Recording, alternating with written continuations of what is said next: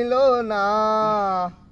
Magistrate Shamsul হক জামিন দিল না আমারে, ম্যাজিস্ট্রেট শামসুল হক জামিন দিল না। ওই আমার জেল হবে না ফাঁসি হবে গো, আমার জেল হবে না ফাঁসি হবে গো,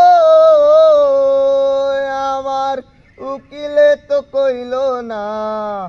ম্যাজিস্ট্রেট শামসুল হক জামিন দিল না আমারে, ম্যাজিস্ট্রেট শামসুল হক জামিন দিল না।